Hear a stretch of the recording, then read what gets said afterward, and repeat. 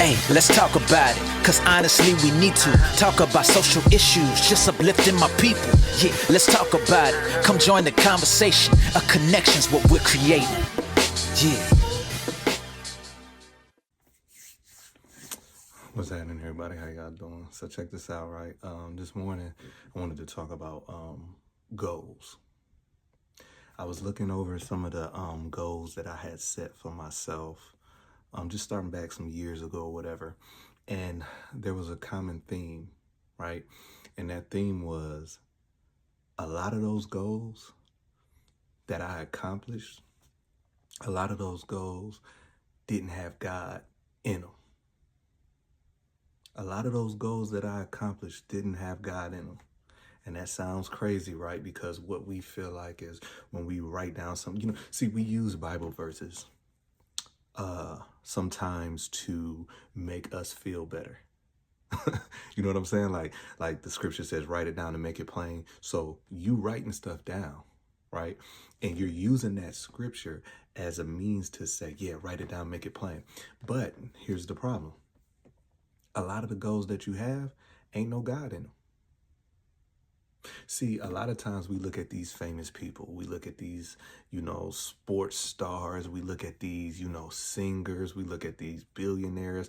And we often say, when a scandal happens, we often sit back and we say, man, they crazy. Man, how in the world? That's the key thing that a lot of people say. If I had that money, ain't no way in the world I'd be doing that. If I had that, ain't no way in the world that I'd be doing that. But let me tell you how you don't know. You see, a lot of people, when they're goal setting, they will think of something in their head as saying, okay, this is what I want to obtain. This is what I want to do. But the key ingredient that they're missing is they never ask God if that's what I'm supposed to do. So they go out, they set this goal, right? And they achieve it. Your goal is to be a millionaire. You achieve it. But now that you have achieved being a millionaire, you're not happy. You don't know who to trust. You're scared to get in a marriage because you like, oh, they're going to take half my money. You don't know if your friends is just your friends because this, that, and other, right? You accomplished a goal that was just your goal. You see, when I looked over everything that, my goals and stuff, and I was just like, man, I really accomplished that. But at that point, I wasn't happy. Man, I really obtained this, that, and the other, but I wasn't happy. Some of the times that I was the most happiest was not anything materialistic. It was when I was following what God had for me. You see, a lot of times, right, when you're a parent, you say things like, because it's just passed down, it's stuff that you hear. You say things like, I'm making these sacrifices for my kids.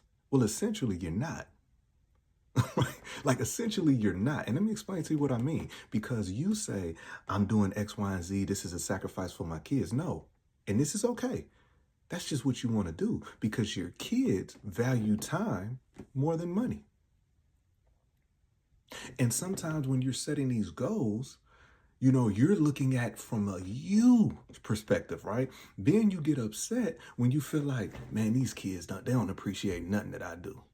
They don't appreciate nothing that I'm doing. I'm doing this, that, and other. They don't appreciate it, this, that, oh man, this, because it wasn't for them. And I know I'm talking, spicy, but it's the truth. It wasn't for them. Now they benefit because you have succeeded, but that goal was not for them. And that's okay. You can have your own personal goals. What I'm talking about is when God isn't in those goals.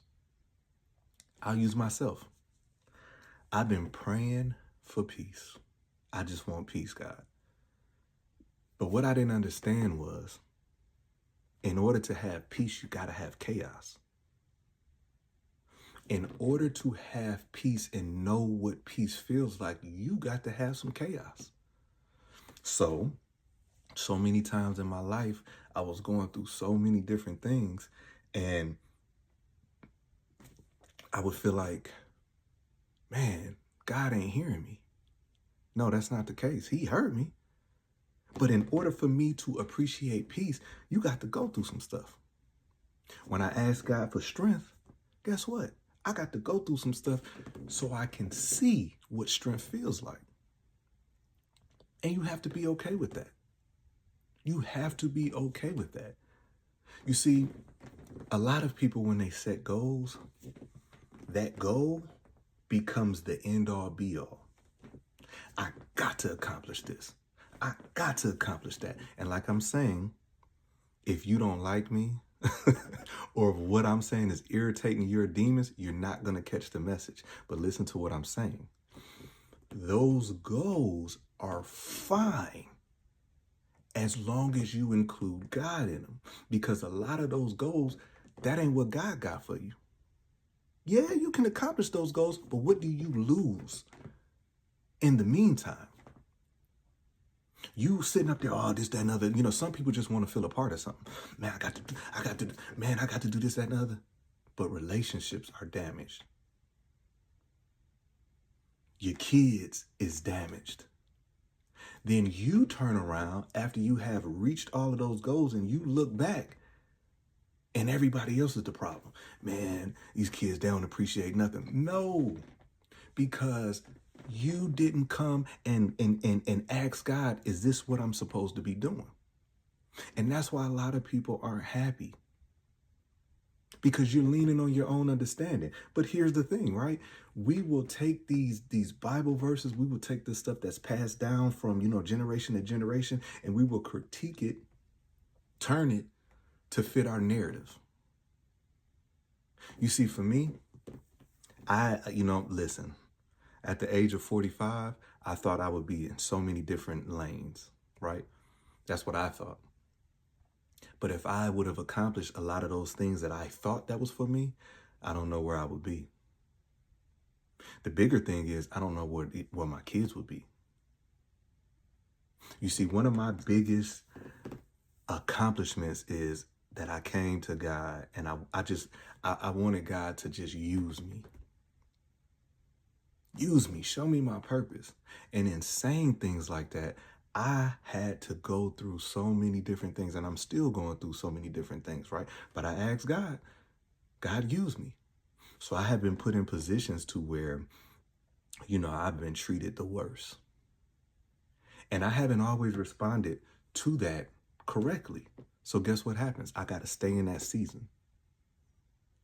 I got to stay in that season because I'm not learning the lesson to move on to the next season. So now I'm going through a lot of different things, right? But I asked God, give me strength. So I got to go through some mess. I asked God to give me peace. So I got to go through some mess. But let me tell you, when I know that God's hand is on me, when I can look at what sprouts from that. You see, one of my biggest flexes is when I talk to my kids. When I can tell my kids they can do X, Y, and Z. You know how I know you can do X, Y, and Z? Because I'm living proof. Sometimes my son might say, like, man, I don't feel like going in to work today. And I stop it. Hey, don't you do that. Because when you say something like that, you speaking life into a spirit. Then you get in your car, you drive, and you hit every red light.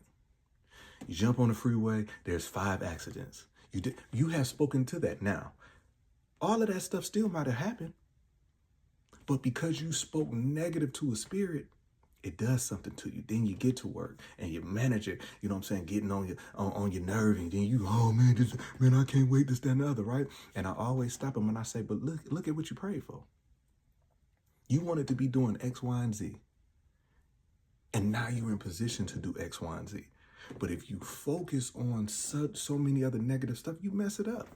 Listen, when my grandparents went through what they went through, I had went through so much different stuff in order to, at that point, be able to stand firm and 10 toes down. I had to go through some stuff. And I'm talking about even in my personal life. I had to go through some stuff so that years down the line, when I got to be the one that people don't like, when I got to be the one that people talk about, I was cool with that because I had already been tried and true. I had to do that. So when they needed me the most, I was there. When people lied on me, I had to stand firm. You know what I'm saying? Like I had to stand firm. So now I'm going through what I got to go through. God has already showed me, listen, I did it for you then, I could do it for you now. So I'm looking at my goals that I set for myself every month. And then I just start saying, okay, where's the God in that? That writing down and making it plain. I'm telling you, people overuse that because you write down, I want to make $200,000. Okay, and what if you get it? That money can be gone just like that because you aren't built to sustain it. You're not built to sustain it. I personally know people that might not make $200,000, but they're happy. They might not can go on these lavish trips and this, that, and the other. They might just go up the road, but they're happy.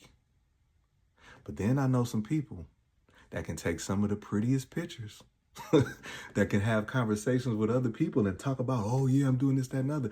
But secretly, they are battling demons. It's because God ain't in them goals. And a lot of times for myself, I'm on an island. I know I'm on the island. And I know there's people, you know what I'm saying, that for whatever reason, they're never going to hear the message from me. They're never going to hear the message from me because of either things that they have said about me in private, so they can't praise in public, or simply because they are battling demons. See, listen, sometimes when you are around people and you have been one way, they're cool with that. Right? Let's just say if this circle of friends is cool with you just working this 9 to 5, right? They're cool with that. But the moment that you say, you know what? God is really telling me that it's time for me to move on. And it's time for me to go here. That same group of friends that was comfortable with you being here, now you and I. Now you think you better than everybody. Now you think, oh man, this, that, and the other, right? And blah, blah, blah, blah. And if you're not careful, you won't go here to satisfy them. In relationships, people will grow, and some people grow at a different pace, right? Some people grow at a different pace, but it takes a person who really trusts God to understand that, hey, I'm not going to like you all the time. You're going to get on my nerves. You're going to, you know what I'm saying? This, that, and the other, right? But at the end of the day, if God ordained this, then I got to correct me. And this world is a microwave society. People can't do that. But those same people will show up, and it's just an act. See, a lot of times I get on here and people that, you know what I'm saying, know me in real life, like I hear everything. They be, man, he talks so much, this, that, and oh man, but I'm authentically me. And when you authentically yourself, it rubs people who aren't the wrong way. But anyways, man, I hope this touched somebody out there, man, because like I said, man, you know, going through what I'm going through, you know, I know that there's a message somewhere along here. But I'm a firm believer, and I'm a witness that if God did it for me, then he gonna do it for me now. You know what I'm saying? I'm trying to get back to my normal self. But guess what? I know I'm gonna get there. Anyways, man, I love y'all. Hey, let's talk about it, cause honestly we need to talk about social issues, just uplifting my people. Yeah, let's talk about it. Come join the conversation. A connection's what we're creating. Yeah.